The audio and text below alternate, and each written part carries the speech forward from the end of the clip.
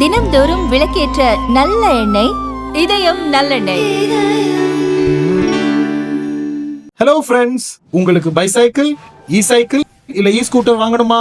இல்ல இதுல ஏதாச்சும் சர்வீஸ் பண்ணணுமா? Contact choosemybicycle.com at 9092090924. பொன்மனச்சம்மல் புரட்சி தலைவர் எம்ஜிஆர், இதே புரட்சி தலைவி அம்மா இருவர தெய்வங்களை வணங்கி இங்கே எடப்பாடி சட்டமன்ற தொகுதியிலே தேர்தல் பிரச்சார கூட்ட நிகழ்ச்சியிலே கலந்து கொண்டு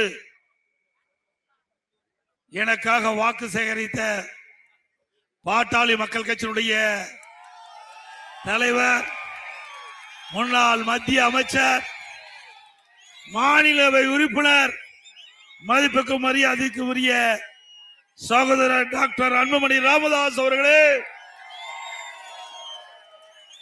நிகழ்ச்சியிலே பங்கு பெற்றுகின்ற அண்ணன் செம்மலை அவர்களே மற்றும் கழகத்தினுடைய நிர்வாகிகளே, கூட்டணி கட்சி சேர்ந்த நிர்வாகிகளே, தொண்டர்களே, பெரியோர்களே, தாய்மார்களே, கழக உடன்பிறப்புகளே, பத்திரிகையாளர்களே, ஊடகங்களே, அனைவருக்கும் என்னுடைய முதற்கண் நன்றி கலந்த வணக்கம்.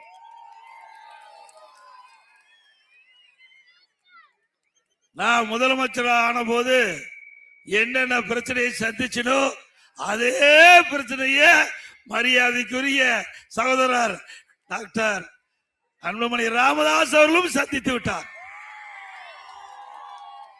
இரண்டு பேரும் பிரச்சனையை சந்தித்து தான் உங்களை நாங்கள் சந்திக்கிறோம். அவ்வளவு பிரச்சனை. எங்களுக்கும் திராவிட முன்னேற்ற கழகம் எப்படியாவது அதிமுக உடைக்க வேண்டும், அதிமுக சிதறடிக்க வேண்டும், அதற்காக பல அவதாரம் எடுத்தாங்க. அதே போலதான் பாட்டாளி மக்கள் கட்சியை சில விசவைகள் இதே முதலமைச்சர் போட்ட திட்டத்தை தவிடுபடி ஆக்கினார் மரியாதைக்குரிய நம்முடைய டாக்டர் அன்புமணி ராமதாஸ் அவர்கள். ஆக இன்று அதிமுகவை வீழ்த்த முடியாது, பாட்டாளி மக்கள் கட்சியை வீழ்த்த முடியும். ஸ்டாலினுடைய எண்ணமெல்லாம் நிராசையாகிவிட்டது. அவர் கண்ட கனவு ஒண்ணு, நடந்தது ஒண்ணு. திரு ஸ்டாலின் அவர்களே, உங்களுடைய ஆட்சியை முடிவு கட்டுகின்ற தேர்தல் வருகின்ற சட்டமன்ற பொது தேர்தல், முடிவு கட்டுவீங்களா? இன்றைய தினம் தமிழகத்திலே எவ்வளவு பிரச்சனை. எனக்கு முன்னாலே மரியாதைக்குரிய பாட்டாளி மக்கள் கட்சியுடைய தலைவர் அவர்கள் குறிப்பிட்டதை போல இன்றைக்கு சிறுமிகளுக்கு பாதுகாப்பு இல்ல, பெண்களுக்கு பாதுகாப்பு இல்ல, பாட்டியம்மாவுக்கு கூட பாதுகாப்பு இல்ல. அப்படிப்பட்ட கேவலமான ஆட்சி இன்றைக்கு தமிழகத்திலே நடைபெற்றுக் கொண்டிருக்கின்றன. இன்றைக்கு போக்சோ வழக்குகள் 18,000 வழக்குகள், பெண்கள் பாலியல் வழக்குகள் 24,000 வழக்குகள். அதிலே நீதிமன்றத்தின் மூலமாக 6,999 சிறுமிகள் பாதிக்கப்பட்டதாக, அதற்காக 84 கோடி நிவாரணம் வழங்கப்பட்டுகின்றது. அப்படி என்று சொன்னால் இந்த அரசாங்கத்தினுடைய சட்ட ஒழுங்கு எப்படி இருக்கிறது என்பதை ஒவ்வொருவரும் எண்ணி பார்க்க வேண்டும். எனக்கு முன்னாலே அவர் குறிப்பிட்டதை போல நம்முடைய செல்வம் குழந்தைகள், நம்முடைய செல்வம், அதற்காகத்தான் நாம் வாழ்ந்து கொண்டிருக்கின்றோம். அப்படிப்பட்ட நம்முடைய செல்வத்தை சீரழிக்கக்கூடிய ஆட்சி தேவையா? இன்றைக்கு இதற்கு காரணம் என்ன?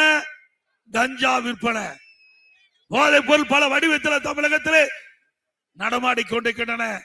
பலமுறை சட்டமன்றத்திலே இன்றைய முதலமைச்சருக்கு கவனத்திற்கு கொண்டு வந்தோம், அறிக்கையின் வாயிலாக வெளியிட்டோம், பத்திரிகையின் வாயிலாக வெளியிட்டோம்.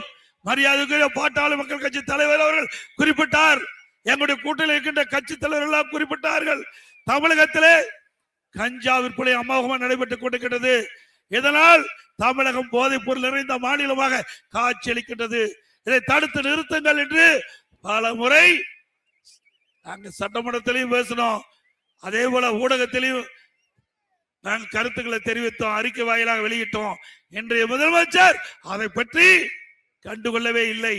ஏன் என்று சொன்னால் இந்த கஞ்சா விற்பனைக்கு துணை நிற்கின்றவர்கள் திராவிட முன்னேற்ற கழகத்தை சேர்ந்த நிர்வாகிகள். அதனாலதான் இந்த கஞ்சா ஒழிக்க முடியல. ஏன் ஒரு அரசாங்கம் நினைச்சா ஒழிக்க முடியாதா?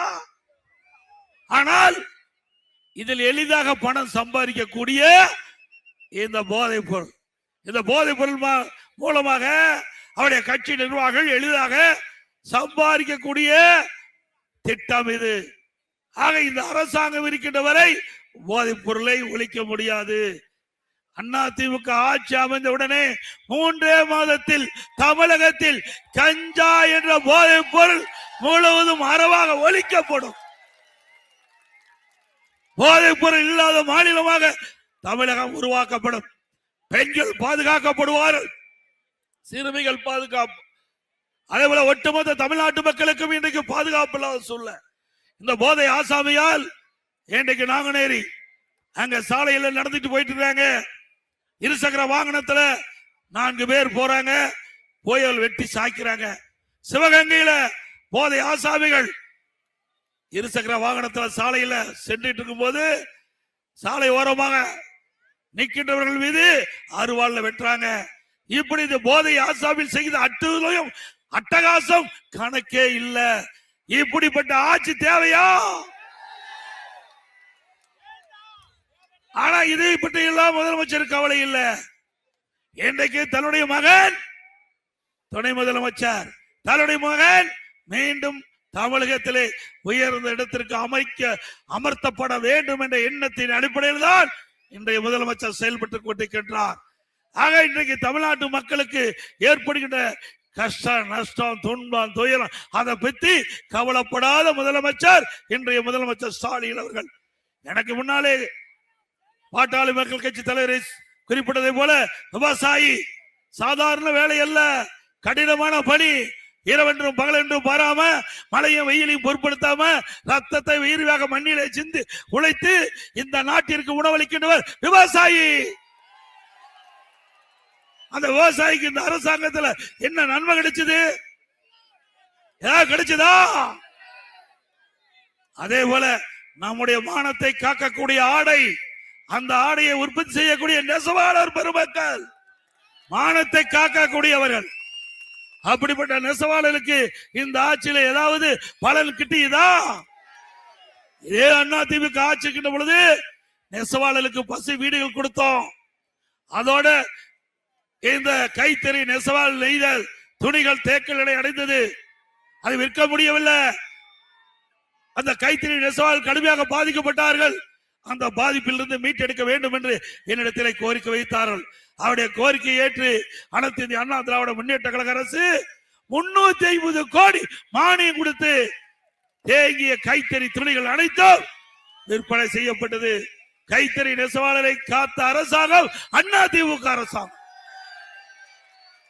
அதே போல மீண்டும் அதிமுக ஆட்சி மலர்ந்தவுடனே ஏழை கைத்தறி நெசவாளர்களுக்கு வீடு இல்லாமல் இருக்கின்றவர்களுக்கு அதிமுக அரசு வந்தவுடன் எப்படி அம்மா இருக்கும் போது பசு வீடுகள் கட்டி கொடுக்கப்பட்டதோ அதே போல அற்புதமான கான்கிரீட் வீடு நம்முடைய நெசவாளருக்கு கொடுக்கப்படும். அதோட 65 வயது நிரம்பிய நெசவாளர்களுக்கு இப்ப 1000 தான் ஓய்வூதியம் கிடைத்திட்டு இருக்குது. இனி அதிமுக ஆட்சி அமைந்தவுடனே அந்த ஓய்வூதியத்தை உயர்த்தி 2500 ரூபாயாக மாதந்தோறும் வழங்கப்படும். அதோடு தற்போது இன்றைக்கு நெசவாள பெருமக்களுக்கு 300 யூனிட் விலை இல்லாம கொடுக்கிறோம். அத 450 யூனிட்டாக உயர்த்தப்படும்.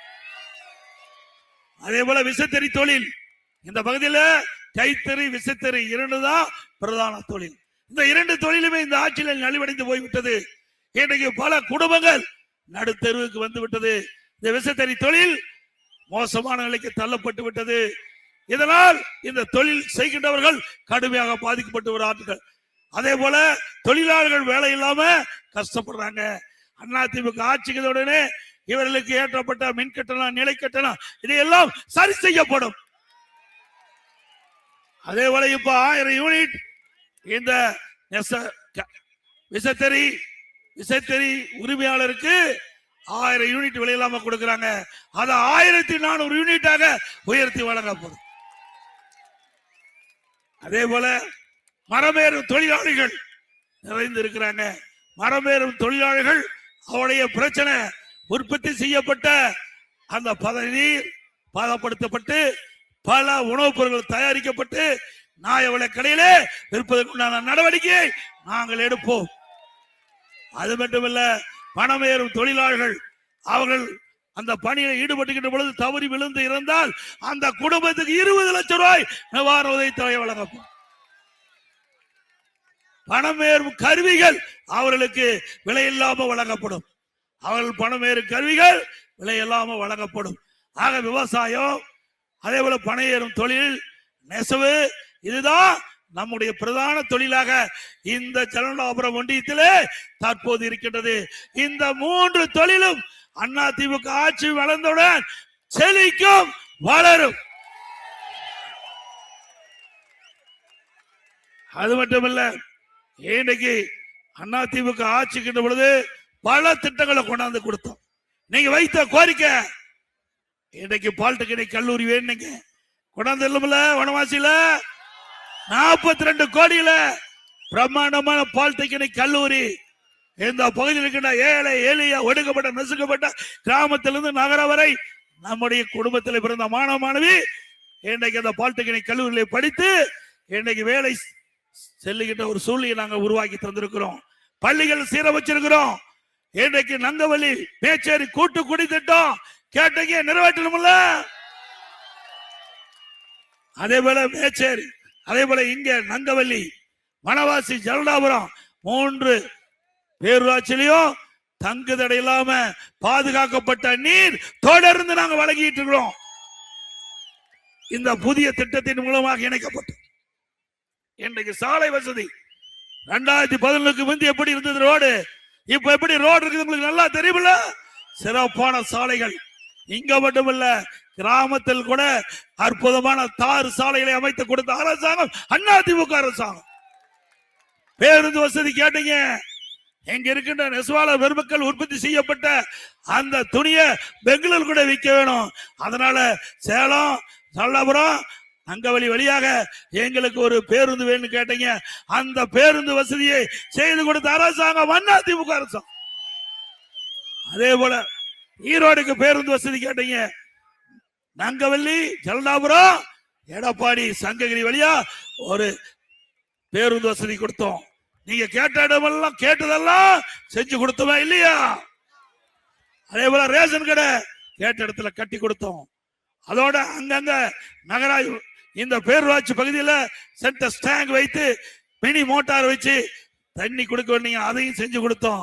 இன்றைக்கு பேரூராட்சி பகுதியில் காங்கிரீட் சாலை, ஃபேவர் பிளாக் சாலை வேண்டிங்க, அதையும் செஞ்சு கொடுத்தோம். வெளியேறுகின்ற கழிவுநீர் வெளியில செல்வதற்கு அந்த கழிவுநீர் வடிகால் வசதி, அந்த கால்வாய் அமைத்து கொடுத்தோம். எல்லாமே கொடுத்தோம். 100 ஏரி திட்டத்தையும் அவர் சொன்னதை போல நிறைவேற்றி கொடுத்தோம். 100 ஏரி திட்டம் இன்னைக்கு அந்த திட்டத்தை முடக்கி வச்சிருக்கிறாங்க. சுமார் 562 கோடியில அந்த திட்டத்தை கொண்டு வந்தோம்.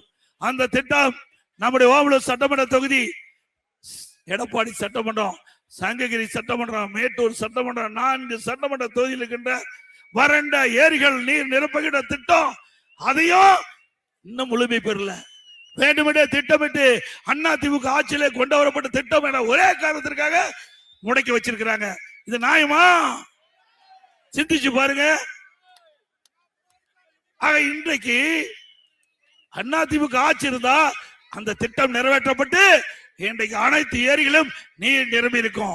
ஆனா இதுவரைக்கும் இந்த அரசாங்கம் ஆமை வேகத்துல இந்த பணியை மேற்கொண்டு ஒரு பாதி அளவுக்கு தான் ஏரி நிரப்பி இருக்காங்க. நான் முதலமைச்சர் இருந்த காலத்திலே நேரடியாக வந்து அடிக்கல் நாட்டினேன்.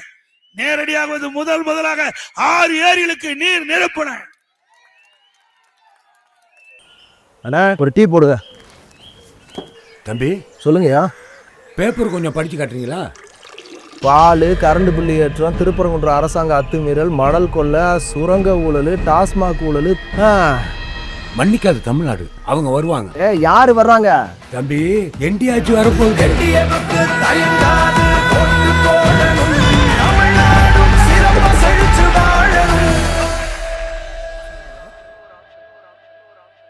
அன்றைய தினமே தேர்தல் அறிவிச்சுட்டாங்க. காலையில இந்த திட்டத்தை துவக்கி வைக்கிறேன், 100 ஏரி திட்டத்தை துவக்கி வைக்கிறேன். மாலையில தேர்தல் அறிவிப்பு வந்துடுது. அதனால அதை நிறைவேற்ற முடியல. மீண்டும் அதிமுக ஆட்சி உங்கள் துணையோடு நிச்சயமாக வரும் வரும் வரும். இந்த ஆமை வேகத்தில் நடைபெற்ற பணி துரித வேகத்தில் நடைபெற்று இன்றைக்கு எஞ்சி ஏரிகள் அனைத்தும் நிரப்பப்படும். அதில் விடுபட்ட ஏரிகள் சேர்த்து அதையும் அந்த பகுதியில் விவசாய கோரிக்கையும் அவருடைய நிறைவேற்றப்படும் என்ற செய்தி இந்த நேரத்தில் தெரிவிக்கிறேன். அதே போல இன்றைய தினம் திரு சிவா அவர்கள் திராவிட முன்னேற்ற கழகத்துடைய துணை பொதுச் செயலாளராக இருக்கிறார். நாடாளுமன்றத்தில் திமுகவுடைய மேலவை தலைவராக இருக்கின்றார். அவர் பெருந்தலைவர் காமராஜர் அவர்களை பற்றி இழிவாக பேசினார். ஆனால் இன்றைய முதலமைச்சர் அதை தட்டி கேட்க வக்கு கிடையாது, திராணி இல்ல. ஒரு பெருந்தலைவர் காமராஜ் அவர் வேற கட்சியா இருந்தாலும் அனைத்து மக்களாலும் ஏற்றுக்கொள்ளப்பட்ட தலைவர் பெருந்தலைவர் காமராஜர் அவர்கள். அப்படிப்பட்ட தலைவரை இழிவாக பேசுகின்ற நாடாளுமன்ற கண்டிக்காத முதலமைச்சர் இன்றைய முதலமைச்சர் ஸ்டாலின் அவர்கள். அவர் மட்டுமில்ல, இன்றைக்கு RS பாரதி அவரும் பெருந்தலைவர் காமராஜர் அவர்களை பற்றி கொச்சப்படுத்தி பேசினார். அதையும் இன்றைய முதலமைச்சர் கண்டிக்கவில்லை. ஆகவே நீங்கள் எண்ணி பார்க்க வேண்டும். அதிமுக ஆட்சி இருக்கின்ற வரை இன்றைக்கு பல திட்டங்களை நாங்கள் நிறைவேற்றி தந்திருக்கின்றோம்.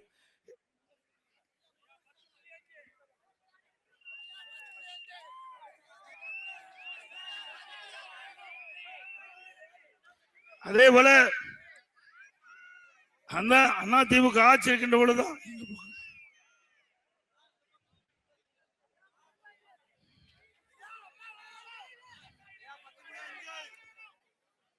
இன்றைய தினம் மத்திய அரசாங்கம் இந்தியா முழுவதும் ஜாதிவாரி கணக்கெடுப்பு எடுக்கப்படும் என்ற அறிவிப்பை வெளியிட்டு விட்டது. அதன்படி தமிழகத்தில் அதிமுக ஆட்சி அமைந்தால் ஜாதிவாரி கணக்கெடுப்பு எடுக்கப்படும்.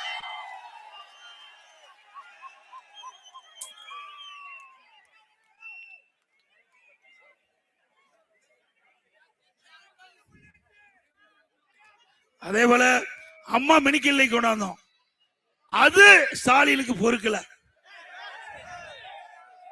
மரியாதைக்குரிய பாட்டாளி மக்கள் கட்சியுடைய தலைவர் டாக்டர் அவருக்கு தெரியும்.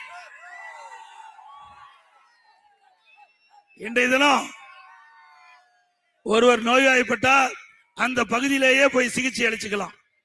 அதுல என்ன அரசியல் காழ்ப்புணர்ச்சி தேவை? இன்னைக்கு 2000 அம்மா மெடிக்கல் திறந்தோம். ஏழை மக்கள் அதிகமா வசிக்கிற பகுதியை தேர்ந்தெடுத்து 2000 அம்மா மெடிக்கலுக்கு திறந்தோம். நம்முடைய பகுதியில் மட்டும் 17 அம்மா மெடிக்கலுக்கே எடப்பாடி சட்டமன்றத்தில் திறந்தேன்.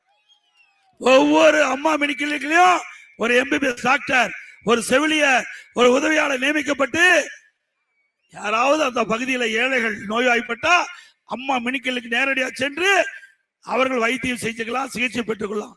அது ஸ்டாலினுக்கு பொறுக்கல. மக்களிடத்துல மிகப்பெரிய வரவேற்பு. இந்த திட்டம் தொடர்ந்து செயல்பட்டா அதிமுக கட்சிக்கு நல்ல பெயர் வந்துவிடும் என்ற அடிப்படையில் அந்த திட்டத்தை ரத்து செஞ்சார். மீண்டும் அதிமுக ஆட்சி அமைந்தவுடனே இந்த அம்மா மெடிக்கல் திட்டம் தொடரும்.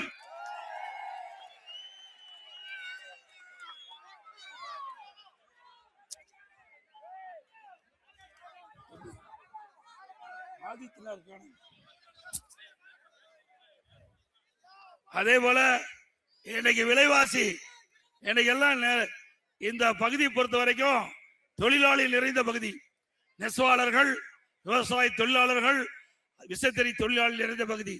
இன்றைக்கு விலை விண்ணை முட்டுக்கிட்ட அளவுக்கு உயர்ந்து போயிட்டது. அரிசி கிலோ 30 ரூபா உயர்ந்துட்டது.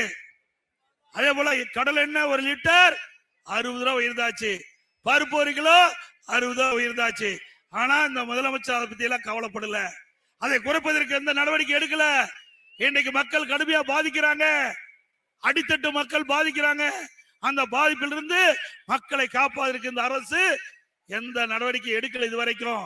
ஆனா அதிமுக ஆட்சி இருக்கின்ற பொழுது இப்படி உணவுப் பொருள் விலை ஏறுகின்ற பொழுது எந்த உணவுப் பொருள் விலை ஏறுகின்றதோ அந்த உணவுப் பொருள் எந்த மாநிலத்தில் விலை குறைவாக கிடைக்கின்றதோ அந்த மாநிலத்துக்கு சென்று நம்முடைய கூட்டு சங்கத்தை சேர்ந்த அதிகாரிகள் அந்த உணவுப் பொருளை கொள்முதல் செஞ்சு தமிழ்நாட்டுக்கு கொண்டு வந்து அதை விற்பனை செய்து விலை ஏற்றத்தை தடுத்து நிறுத்துவோம்.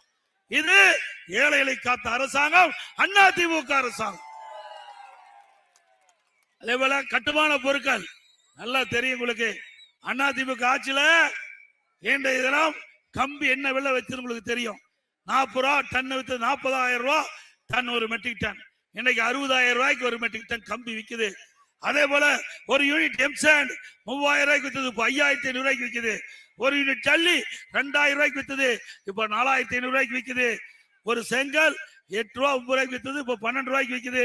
ஒரு மூட்டை சிமெண்ட் அதிமுக ஆட்சியில 240, இப்ப 340 ரூபாய்க்கு விக்குது. மரம் 200% ஏறியாச்சு. ஆக நடுத்தர மக்கள், ஏழை மக்கள் இனி திராவிட முன்னேற்ற கழக ஆட்சி இருக்கிற வரைக்கும் வீடே கட்ட முடியாது. கட்ட முடியுமா? ஆக இதை குறைப்பதற்கு எந்த நடவடிக்கை எடுக்கல. ஏன்னா எல்லாத்திலும் கமிஷன் வருது. அதனால ஸ்டாலின் அரசாங்கம் அதை பத்தி கவலைப்படல. 2021 சட்டமன்ற பொதுத் தேர்தல் போது இன்றைக்கு கட்டுமான பொருட்கள் விலை ஏறுகின்ற பொழுது அதை அத்தியாவசிய பட்டியலில் சேர்க்கப்பட்டு நடவடிக்கை எடுக்கப்படும் என்று இன்றைய முதலமைச்சர் எதிர்க்கட்சி தலைவராக இருக்கும் போது திமுக சார்பா அறிக்கை வெளியிட்டார். அந்த அறிக்கைப்படி நான் சட்டமன்றத்தில் கேள்வி கேட்டேன். உங்களுடைய அறிக்கையிலேயே குறிப்பிட்டிருக்கிறீங்க, கட்டுமான பொருட்கள் விலை ஏறுகின்ற பொழுது அத்தியாவசிய பட்டியலில் சேர்க்கப்பட்டு விலை குறைப்பதற்கான நடவடிக்கை எடுக்கணும். வாயே பேசல. ஏன்னா எல்லாத்திலும் கமிஷன் வருது. அதனால அதை பத்தி கவலைப்படாத அரசாங்கம் திமுக அரசாங்கம் என்பதை நேரத்தில் சுட்டிக்காட்டி இன்றைக்கு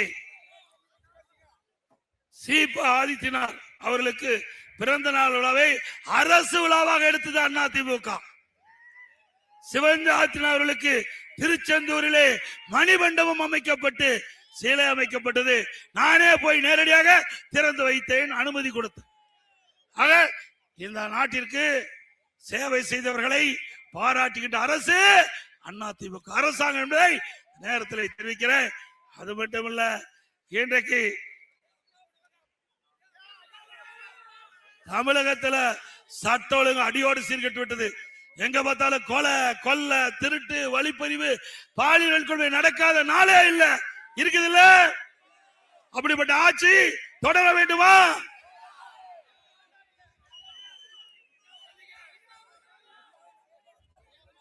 இன்றைய தினம் நம்முடைய நங்கவலி ஒன்றியத்தில் மட்டும் அதிமுக ஆட்சியிலே நடைபெற்ற பணிகள் சிலவற்றை குறிப்பிட விரும்புகிறேன். ஏன்னா திரு ஸ்டாலின் போற பக்கம்லாம் அதிமுக ஆட்சியில் எந்த திட்டத்தையும் நிறைவேற்றவில்லை என்ற ஒரு பச்சை பொய்யை சொல்லிட்டு இருக்காரு. நம்முடைய எடப்பாடி சட்டமன்ற தொகுதியில இந்த நங்கவலி ஊராட்சி ஒன்றியம், நங்கவலி பேரூராட்சி, வனவாசி பேரூராட்சி, ஜலடாபுரம் பேரூராட்சியில என்னென்ன திட்டங்களை கொண்டு வந்து நிறைவேற்றப்பட்டிருக்கின்ற செய்தியை உங்களிடத்தில் பகிர்ந்து கொள்கிறேன். நான் ஏற்கனவே சொன்னது மாதிரி நங்கவலி மேச்சேரி கூட்டுக்குடி திட்டம் 158 கோடி, சௌரியர் மற்றும் வனவாசி அரசு ஆரம்ப சுகாதார நிலையம், அதே போல அம்மா மினி கிளினிக் கொடுத்திருக்கிறோம். நங்கவலி அரசு மேம்பட்ட ஆரம்ப சுகாதார நிலையம், அங்க 30 படுக்கை கொண்ட மேம்படுத்தப்பட்ட அரசாங்கம் மடுக்க மருத்துவமனை 3.5 கோடி மதிப்பீட்டில் நங்கவலியில ஒருங்கிணைந்த வேளாண்மை விரிவாக்கம், நங்கவலியில புதிய தீயணைப்பு நிலையம், மேட்டூர் காவிரி உபரி நீரை நீரேற்று பாசனம் மூலமா இந்த நங்கவலி ஒன்றியத்தில் 20 ஏரிகள் நிரப்பப்படும். ஜலகண்டாபுரம் நங்கவலி மற்றும் வனவாசி பேரூராட்சிக்கு இதுல கூட்டு குடி திட்டத்தில் இணைக்கப்பட்டுகின்றன. வனவாசியில புதிதாக அரசு பல்வகை தொழில் கல்லூரி, பாலிடெக்னிக் கல்லூரி அமைச்சு கொடுத்திருக்கிறோம் 42 கோடியில. சௌரியூர் அரசு மேல்நிலை பள்ளி 3 கோடி ரூபாயில புதிய வகுப்பறையில் கட்டிக்கிறோம். எங்க இருக்கிற ஜலடாபுரத்தில் இருக்கின்ற மேல்நிலை பள்ளிக்கு கூடுதல் கட்டிட கொடுத்திருக்கிறோம்.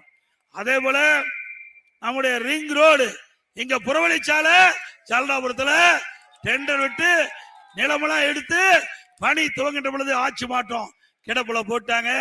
மீண்டும் அதிமுக ஆட்சி வந்த உடனே ஜலடாபுரம் பேரூராட்சியில சாலைகள் குறுகலாக இருப்பதால போக்குவரத்து நெரிசல் ஏற்படுது. அதிமுக ஆட்சி மீண்டும் உங்கள் துணையோடு அமையும். அப்பொழுது நிறுத்தப்பட்ட புறவழிச்சாலை பணி தொடரும்.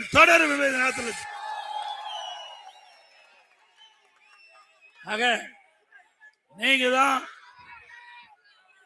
2011ஆம் ஆண்டு வெற்றி பெற செய்து மாண்புமிகு அம்மாவுடைய அமைச்சரவையிலே நெடுஞ்சாலைத்துறை அமைச்சராக வாய்ப்பை கொடுத்த மக்கள் நீங்கள்.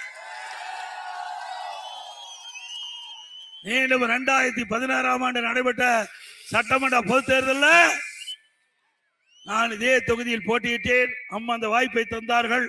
அந்த வாய்ப்பின் மூலமாக மீண்டும் உங்களுக்கு சேவை செய்ய ஒரு அற்புதமான வாய்ப்பை தந்த மக்கள் இங்க கூடியிருக்கின்ற மக்கள்.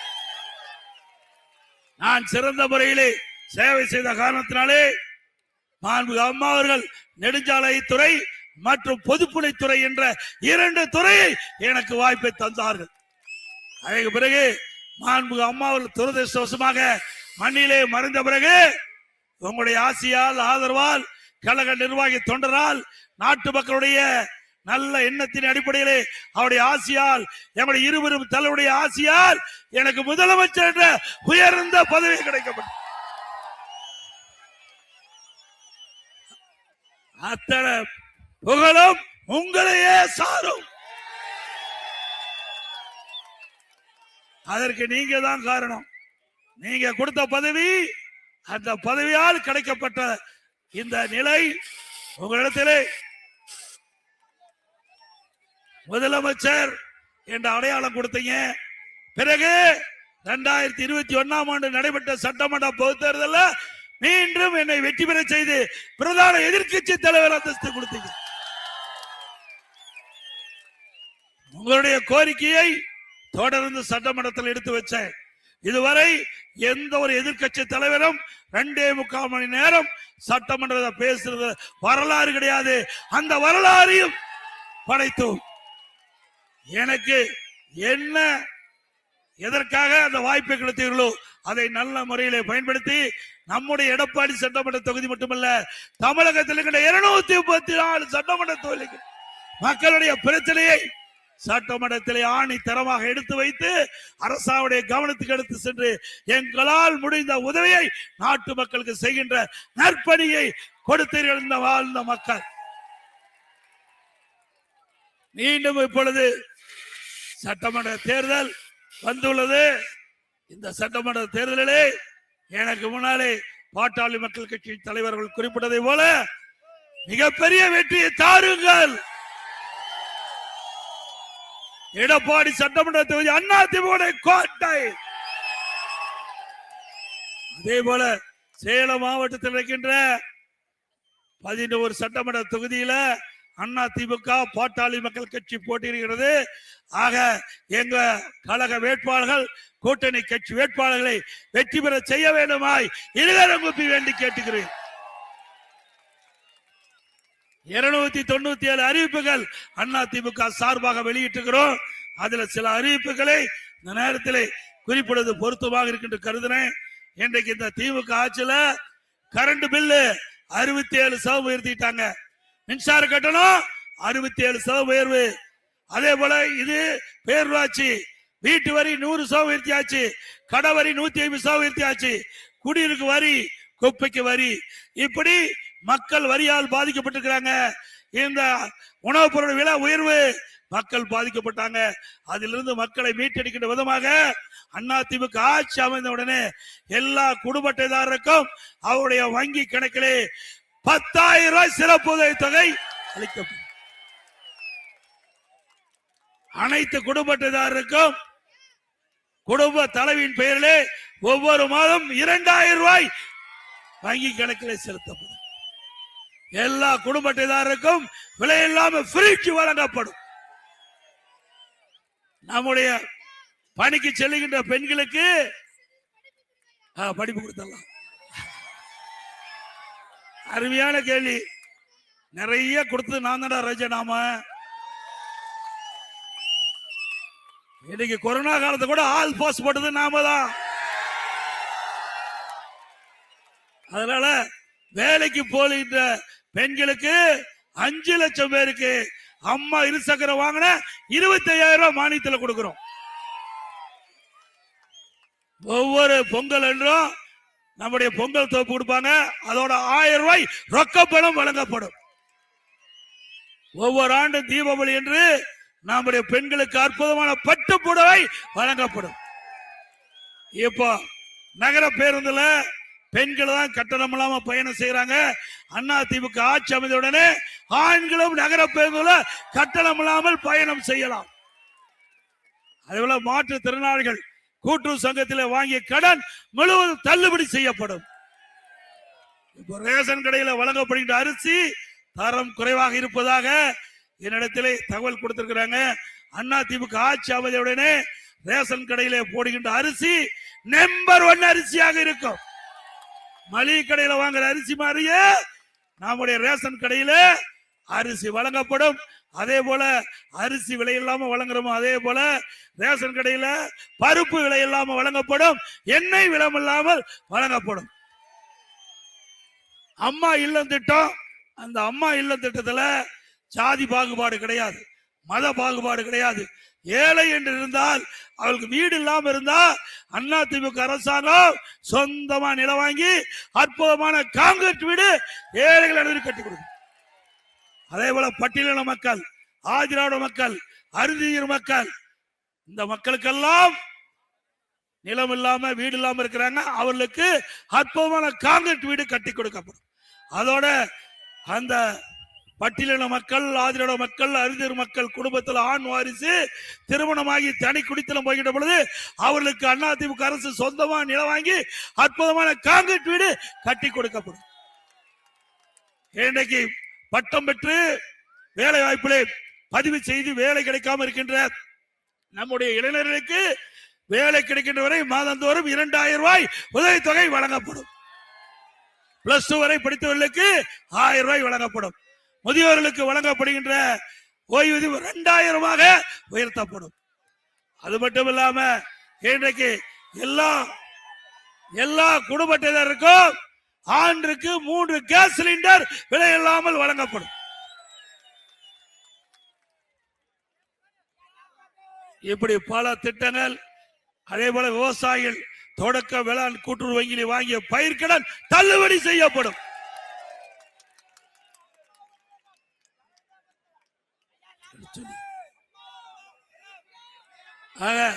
வருகின்ற சட்டமன்ற தேர்தலிலே உங்களுடைய பொன்னான வாக்குகளை 2 லட்சத்தில் வாக்களித்து என்னை வெற்றி பெற செய்ய வேண்டும்.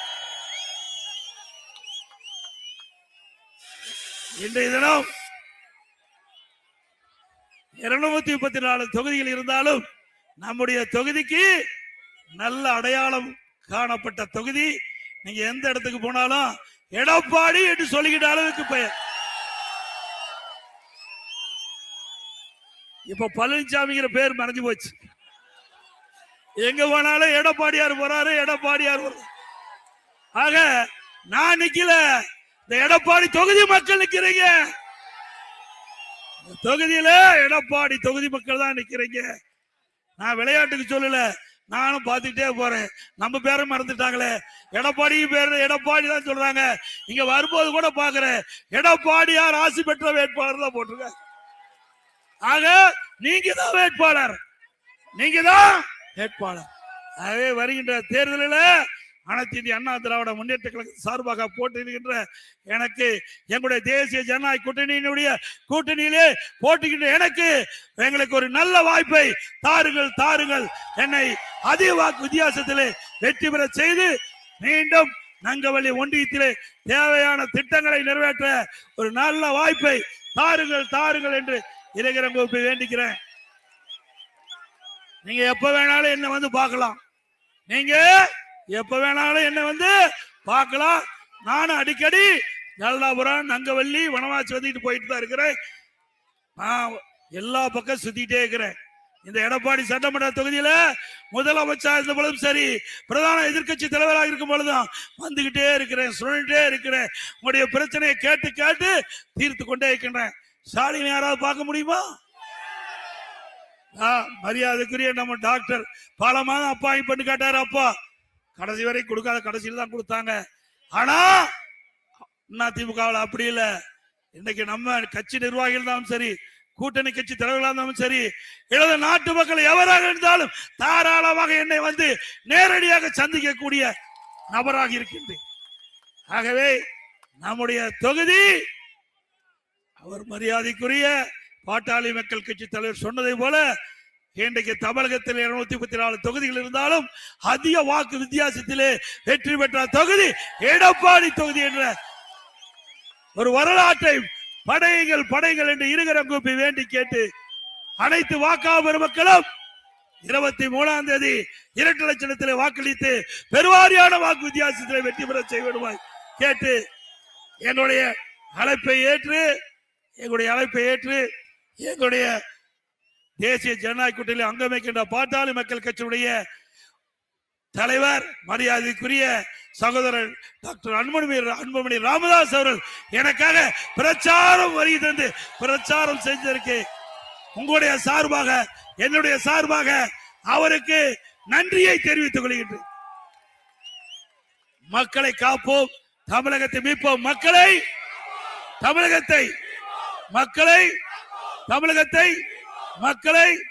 தமிழகத்தை ஸ்டாலின் மாடல் அரசு, ஃபெயிலியர் மாடல் அரசு, பை பை ஸ்டாலின். நான் சொல்றது அப்படியே திருப்பி சொல்லுங்க. அதிமுக விண்ணி, அதிமுக நல்ல ஆட்சி கம்மி, நல்லாட்சி. அனைவருக்கும் நன்றி, வணக்கம்.